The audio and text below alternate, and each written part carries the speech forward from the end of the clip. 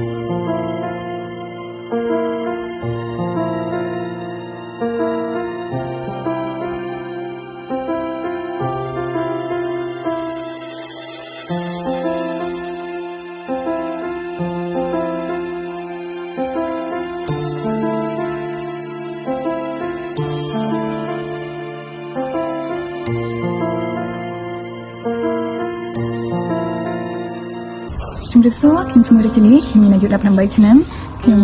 បានសង្គ្រោះតាមរយៈកម្មវិធីក្មេងថ្នាក់ថ្ងៃសៅរ៍ជាក្មេងស្ត្រីដែលនៅស្ទឹងមានជ័យពេលនោះគឺមានកម្មវិធីក្មេងថ្នាក់ថ្ងៃសៅរ៍ហើយបន្ទាប់មកអ្នកគ្រូធីតាបានបង្រៀនយើងបន្ទាប់មកគាត់បានយកខ្ញុំនិងបងស្រីរបស់ខ្ញុំរៀនទល់នឹងមួយហើយពេលនោះខ្ញុំបានលើកដំណឹងល្អមុនគេពេលកម្មវិធីថ្ងៃសៅរ៍តាមរយៈអ្នកគ្រូធីតាក៏បានសាកល្បងល្អអំពីព្រះយេស៊ូវដែលទ្រង់បានបង្កើតសិក្សាដល់ពេលហើយបន្ទាប់មកខ្ញុំចាប់ដើមយល់ហើយជាពិសេសអ្វីដែលខ្ញុំអាចមើលឃើញតាមរយៈពួកគាត់គឺសេចក្តីស្រឡាញ់ខ្ញុំជាក្មេងម្នាក់ដែលអត់សូវមានគ្រូសាស្ត្រដែលល្អតែពេលនោះព្រះអង្គបានជួយខ្ញុំឲ្យខ្ញុំអាចជួបអ្នកគ្រូលោកគ្រូដែលក៏បានផ្ដល់សេចក្តីស្រឡាញ់ហើយខ្ញុំនៅក្មេងខ្ញុំអាចខិតខ្ញុំអត់ស្អាតតែពេលនោះក៏បានជួយហើយគាត់បានអប់ខ្ញុំដោយសេចក្តីស្រឡាញ់ហើយអ្នកគ្រូបានលះបង់ពេលវេលារបស់គាត់